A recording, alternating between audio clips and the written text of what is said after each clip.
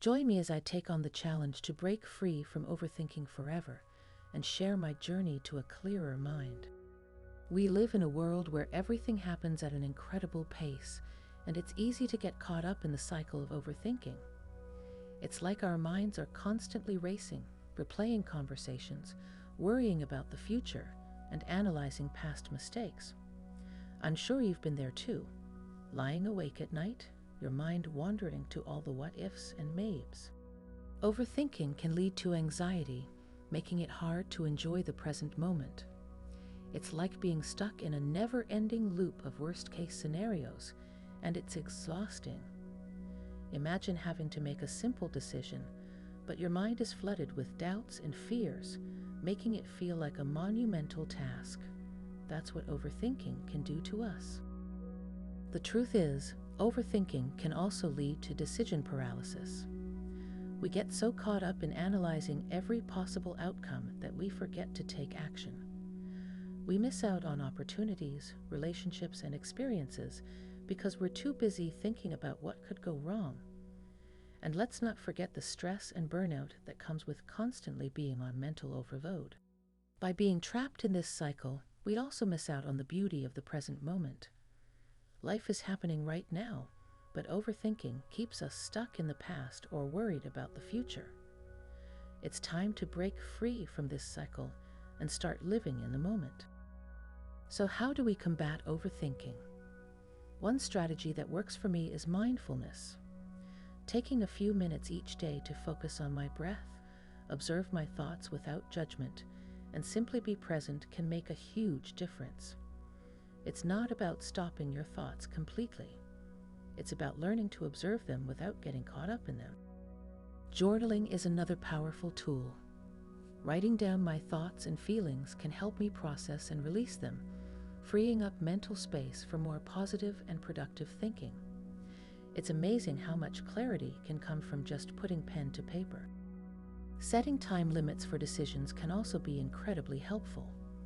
When faced with a choice, give yourself a specific amount of time to make it, and then stick to it. This can prevent analysis paralysis and help you trust your instincts. Sometimes taking action is as simple as taking a few deep breaths and committing to a decision. The more you practice, the easier it becomes to trust yourself and move forward. I'll never forget the moment I realized that I had the power to choose how I thought. It was like a weight had been lifted off my shoulders, and I could finally see a way out of the overthinking cycle. I started to notice the beauty in the present moment, and it was incredibly freeing. Breaking free from overthinking doesn't mean you'll never think too much again. It means you'll be more aware of when you're doing it and have the tools to gently bring yourself back to the present. It's a journey, not a destination.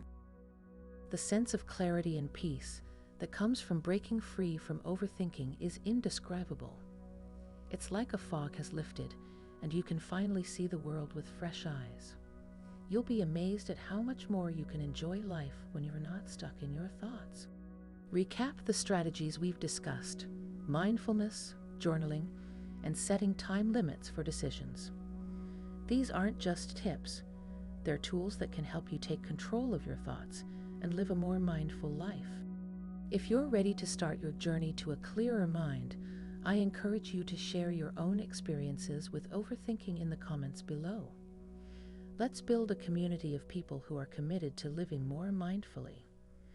And if you're looking for more tips on how to live a more mindful life, be sure to check out my video on 5 simple habits to boost your mental clarity. Overthinking doesn't just affect our minds, it affects our bodies too. Chronic overthinking has been linked to physical symptoms like muscle tension, headaches, fatigue, and even digestive issues. When your mind is constantly on, your body stays in a state of low-level stress, which drains your energy and weakens your immune system.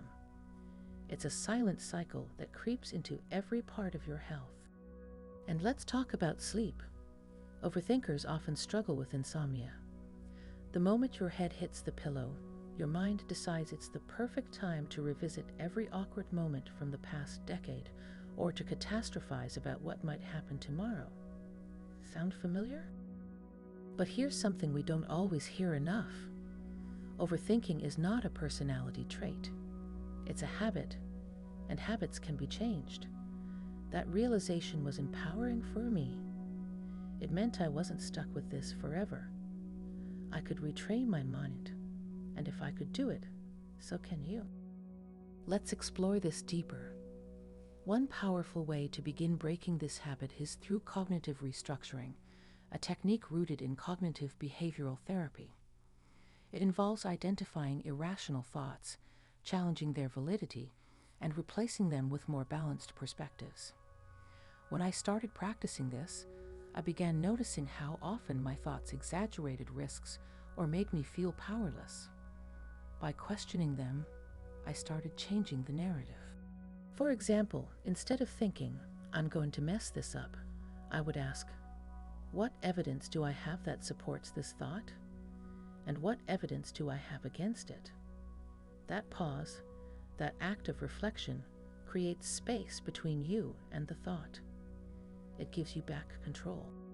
Another habit that truly helped me was digital detoxing. Our constant connection to social media, news, and notifications fuels overthinking. The comparison trap, doom scrolling, the urge to respond instantly, all of it keeps our brains in reactive mode. Taking just one day a week offline helped me reset mentally. It made space for creativity and stillness. Speaking of stillness, let's talk about nature. Nature is therapy. A simple walk in the park, watching the leaves move in the wind, listening to birds, these aren't just pleasant pastimes. They ground you. When you're in nature, your senses are engaged in the now, and the now is where peace lies. Let me share something else that changed my mindset: the idea of productive worrying. Overthinking often masquerades as problem solving, but productive worrying has a goal and a plan. It's focused and time limited. So when I notice I'm spinning on a problem, I ask myself, can I take action on this right now? If not, when? If I can't do anything, I let it go. If I can, I plan it. This alone reduced my mental noise by half. Another key insight: self-compassion. Overthinkers tend to be incredibly hard on themselves. We replay our mistakes, criticize ourselves for not being perfect, and imagine others judging us constantly. But perfection is a myth, and criticism doesn't create growth. Compassion does. Learning to treat myself like I would a close friend changed how I related to my own mind. Here's a beautiful practice you can try right now. Place your hand on your heart and say to yourself, "I am doing the best I can. It's okay to let this go." Say it out loud. Feel the truth in it. Over time, this rewires the brain toward calm and safety. One of the most transformative things I did was introduce a worry journal at night. I'd spend 5 minutes writing down everything on my mind before bed, just dumping it all out: fears, to-dos, anxieties. Then I'd close the notebook and tell myself, "You don't have to carry this tonight." And you know what? It worked. I slept better, felt lighter, and woke up clearer. Community is another powerful antidote to overthinking. When you're caught in your own mind, you forget that others struggle too. Sharing with someone, hearing "me too," can break the isolation and shame that overthinking feeds on. Whether it's a trusted friend, a therapist, or an online support group, don't isolate. Connect. Another trick that's helped me is practicing mental labeling. When I catch myself overthinking, I gently say to myself, "Thinking." That's it. No judgment, just that one word. It reminds me that I'm not my thoughts. I'm the observer of them. This is rooted in mindfulness and has been scientifically proven to reduce emotional reactivity in the brain. Let's not forget how powerful movement is. Regular physical activity, whether it's yoga, dancing, running, or even a slow walk, releases endorphins and brings your focus back to your body. It pulls you out of your head and into the moment. It's not about intensity, it's about consistency. Music, too, can be healing. Create a playlist that soothes or uplifts you and make it part of your daily routine. Use it as a tool to shift your emotional state when you feel stuck in a spiral. Sound is medicine. Lastly, let's touch on gratitude. I know it might sound cliché, but it's backed by research. Writing down 3 things I'm grateful for every morning reframes my day. It pulls my attention toward what's working instead of what's lacking. Gratitude is like a flashlight in the darkness of overthinking. So here's a recap of the expanded toolkit you can begin using today.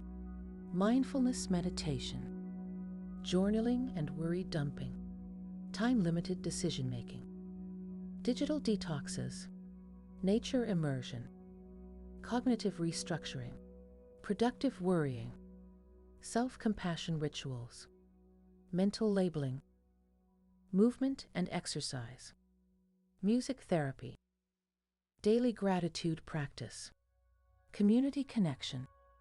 Each of these tools builds a layer of resilience, and together they form a strong foundation for clarity, peace, and purposeful action. Remember, overthinking is a pattern, not your identity, and you have the power to shift it. The brain is plastic. It changes with repetition. The more often you practice being present, the easier it becomes. So ask yourself, what's one small step you can take today to step out of the storm of overthinking and into the calm of clarity? I invite you to comment below with your favorite takeaway from this video or share what strategies work for you. Let's support one another on this path. And don't forget to check out my next video, From Chaos to Calm, How to Quiet a Racing Mind in 10 Minutes a Day.